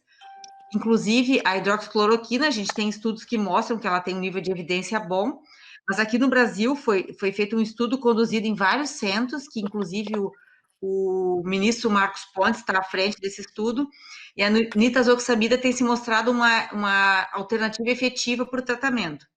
Então, vamos ver, assim, como é que isso se desenvolve agora daqui para frente, mas eu acredito que um tratamento precoce, feito bem no início, até os primeiros 5 dias de sintomatologia, tem mostrado uma excelente resposta. Eu acho que a gente deve manter, sim, esse protocolo de tratamento. Embora muitas pessoas não aceitem, ou tenham algumas divergências, que a gente não pode obrigar o paciente a fazer, eu acho que é bem importante isso, que o médico e o paciente estejam na mesma, digamos assim, na mesma opinião, né, de que deva ser feito. Mas eu acredito que deva ser feito, sim, até prova em contrário, a gente deve fazer. Totalmente a favor também. Inclusive, só gostaria de saber... Isso, o doutor Carlos falou no plasma convalescente também, né? Embora o nosso problema maior seja a falta de disponibilidade do tratamento. Mas eu acho que deveria ser feito porque ninguém sabe, principalmente paciente em grupo de risco, os que vão ter um desenvolvimento da doença que pode ser desfavorável. Então, eu acho que é muito difícil para a pessoa assumir o risco de não fazer o tratamento e vir a desenvolver uma manifestação mais grave da doença por não ter feito o tratamento. Então, quem é grupo de risco, que nem essa paciente minha que eu iniciei esse domingo o tratamento, eu acho que foi válido ela ter feito, porque ela teve uma boa resposta nos primeiros dias, e hoje eu vou confirmar se realmente ela teve uma piora. Eu ainda não posso dizer para vocês, mas nos próximos dias eu posso informá-los como que ela evoluiu. Uma manifestação importante, quase que de marketing do governo, sobre essa parte da nitazoxanida, né? Que é um estudo pago, inclusive, pelo governo federal. Mas eu não vi até agora nenhuma publicação, nem pré-print, né? Que é antes da própria publicação. Tens noção se isso foi publicado ou foi só uma peça de propaganda de ontem? Pois é, a manifestação de publicidade foi bastante forte, né? Eu ainda não vi publicação, mas esse ministro, ele é uma pessoa muito séria. Eu acho que dificilmente ele iria fazer algum tipo de digamos assim, de noticiar uma medicação como sendo efetiva e não sendo. Eu acho complicado, porque deram até uma efetividade de 94%. Eu achei bastante grande até. Eu acho que o interessante, como o senhor está falando mesmo, é termos uma publicação científica com dados mais robustos, né, para argumentar esse tipo de tratamento. Como eu digo para o senhor, até prova em contrário, eu acho que como a gente tem uma evidência que pode ter efetividade, eu não diria que eu não faria, até uma prova em contrário, a gente tem que acreditar que está funcionando, né? Agora, claro, eu espero uma publicação robusta que mantenha esse tipo de recomendação. Segurança também, né? Que provavelmente eu não vi falar nada de segurança e sempre não existe remédio que não tenha algum para-efeito. Então, nós teria que ser visto. Claro. Bom, obrigado, Anne. Vamos à reta final. Obrigada. Obrigado pela pergunta, Salete. Vamos ao final aqui, então. Controle de danos, pessoal, os meus 10 passos. Esses são os meus 10 passos. Vocês podem concordar ou discordar, tá? Como é que se controla essa pandemia e como é que se faz a coisa? O primeiro que eu vejo é justamente não fazer isto. Não adianta, né? Não é por aqui. Mas dá vontade, né? Com certeza que dá vontade. Então, as coisas têm que ser feitas de forma mais consequente. Esse aqui é um depoimento de um médico que eu peguei hoje da internet. Temos brincado de esconde-esconde com esse vírus desde o início. Uma coisa é certa, porém, uma nação unida com esforços concentrados é fundamental para atingirmos seu controle. Os americanos, nós americanos, dizia ele, ainda não tocados particularmente pela Covid, se encontram sem determinação para fazer o que médicos, o CDC e outras entidades científicas requerem. Isso identifica claramente que sem uma direção coerente e centralizada vai ser muito difícil se ter o controle. Não sei por que esses Estados Unidos da América não conseguem realizar o que várias gerações fizeram anteriormente em períodos de crises. E aqui eles falam muito na parte, né, de se unir contra as grandes crises mundiais, inclusive guerras. O americano está sempre em guerra, né? Hoje em dia mesmo, Afeganistão e etc. Então, minha primeira medida seria aprender com o passado. Não só na indumentária que nós conversamos, mas também que houve os picos de aberturas e fechamentos em 1918, 1919, e isso teve repercussão econômica. As cidades que fecharam mais precocemente e tiveram menos casos foram as que melhor se saíram depois na parte parte econômica e a parte de as pessoas voltarem ao trabalho. Então, é importante fechar cedo, por pouco tempo, e liberar aos poucos, com etapas, e eu passei para vocês em algumas lives quais são as etapas, como fazer, e essas são as medidas que trazem, então, a economia a uma situação saudável novamente. O que eu vejo aí no Brasil é muita gente dizendo que, não, fecharam muito cedo, fecharam onde não precisava, deixaram as pessoas mal, e agora vê aí, ó, não tem caso. Mas é claro, pessoal, não tem caso porque fecharam, né? O raciocínio é o contrário. E eu vejo que essa gente com muito espaço na mídia, e isso atrapalha bastante, não tem a menor dúvida. Essa aqui, por exemplo, é o que mostra isso aqui, os bloqueios sábios e reabertura realmente sendo feita com base, que mostra que a resposta é maior no ponto de vista de recuperação econômica quando se fecha e se abre com ciência por trás. E isso aqui é do MIT, do MIT, que é o famoso Instituto de Tecnologia de Massachusetts. Essa revista é de agora, tá? É uma análise da epidemia de 1918 e outras, e que mostra cabalmente que é isso que acontece. Esse é um videozinho que eu acho que eu mostrei da outra vez.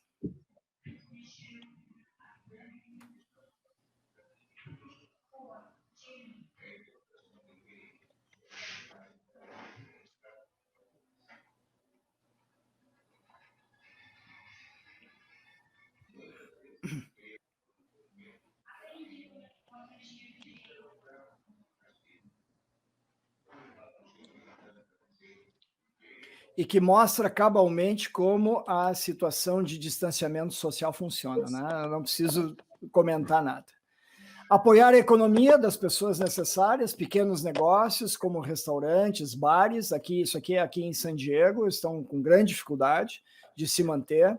61% é o percentual de restaurantes que fecharam temporariamente, mas provavelmente vão ter que passar para uma transição de fechamento forever, ou seja, não voltar mais a trabalhar. Eles vão fechar, realmente faltou o pacote da economia que o governo havia prometido. Eles deram lá por março, abril, e depois iam dar um segundo pacote e não veio nunca. Apoiar os idosos, carentes, minorias, pessoas de baixa renda, que entra nisso também. Isso aqui é claro, higiene, máscaras e o distanciamento, inclusive em aviões. Apoiar o sistema de saúde, hospitais, isso aqui em Manaus. Vocês veem o caos que estava lá, né? Naquele momento onde a pandemia graçava solta. Não adianta ficar fazendo teste para todo mundo. Vocês podem comprar milhões e bilhões de testes para fazer na população. Se não tiver o que fazer com os positivos, mesmo os assintomáticos, vocês simplesmente mandam o pessoal, tá, agora vai para casa e fica esperando o resultado, que vai vir daqui a uma semana. Isso aí não adianta, né, pessoal? Não resolve nada. Tem que testar e tem que traçar os contatos da pessoa nas últimas 24, 48 horas. Senão, não resolve. A mesma coisa testar os efluentes aqui. Então, vamos saber que esse bairro, se ainda tem positivos. Pega o efluente, testa por PCR. Pode fazer isso nas universidades, estão sendo feitas aqui nos Estados Unidos, estão pegando N casos de estudantes, graças a esse tipo de análise. Então, não adianta só testar para botar na estatística. Tem que saber o que fazer com esse resultado. Que é traçar contatos, né? Que pode ser por aparelhos, que eu mostrei para vocês, um deles, tem vários aqui nos Estados Unidos e na Europa, cada país, tem países com 3, 4 até diferentes, mas traça os contatos e bota essa gente aqui em quarentena. E essa quarentena não é em casa. Por favor, fique em casa de quarentena. Isso não funciona. Países asiáticos onde tem 7 mortos, 25 mortos para milhões de habitantes, não fizeram dessa maneira. Eles pegaram hotéis, por exemplo, o governo pagou e essas pessoas ficaram 14 dias de quarentena quando tiveram contato, por lei. É uma intromissão na liberdade do cidadão, não sei o quê. Aqui nos Estados Unidos esse é o papo, e no Brasil provavelmente também. Mas aí a epidemia vai graçando, né? Aí tu não controla. Então, temos que aquele episódio que eu disse para vocês que acaba sendo uma seleção natural, porque o Brasil não pode fazer isso aí, não tem como fazer. Muito bem, lavamos as mãos e deixamos a epidemia solta. Tá aqui, ó, isole o Covid-19 e seus contatos. Aqui um hotel, eu acho que é na Coreia ou na China, e que eles pegaram os contatos, estão aí, ó. Ou em casa, né? Se é na Suécia, povo educado, quem sabe funciona. E, em último, uma mensagem clara para o público, se não acontece isso aqui, né? Nós temos a opinião de especialistas, opinião do Dr. Carlos, reumatologista, né? Da doutora Salete, toxicologista, da doutora Lídia, etc. Mas chega um camarada lá e diz assim, não, mas eu vi no YouTube que não é assim. É assado. Né? Não, a dose da ivermectina é tal, é uma a cada 30 dias, e o outro diz, não, é uma por semana, e o outro diz, não, é 2 por dia. Eu já vi tudo isso aí na internet. Ou o outro, né, que diz assim, não, ivermectina não se usa, ivermectina não funciona, funciona é a nitazoxanida. E aí fica complicado, né? Aí a gente não vai adiante nessa história toda. Então, a gente acaba nesses cartoons que estão errados também, né? Não é o médico que tem que combater dessa maneira, nós não temos essas espadas aqui, e nem o vírus é ambulante dessa maneira e nem se mata dessa forma, né? Então, tem N erros possíveis aqui nesse cartoon que eu não vou nem entrar em detalhe. E assim eu terminei aquela apresentação que eu fiz, claro que eu atualizei para vocês e coloquei algumas coisas mais interessantes para a parte do Brasil. Então, pessoal, essa era a mensagem aí que eu queria passar para vocês, a minha apreciação geral, e incluindo o porquê que eu vejo que tanto nos Estados Unidos quanto no Brasil as coisas não funcionam, não funcionaram e vão continuar não funcionando, essa é a minha impressão, porque nós não seguimos a cartilha de como que se comporta o vírus e como se combate esse vírus de forma coordenada com os médicos todos do país, com as enfermeiras, com os odontólogos, etc, etc. Então, com os especialistas em máscara, como o engenheiro Odinei, né? Essas coisas todas que faltaram aqui, que infelizmente o povo é que acaba pagando esse pato, né?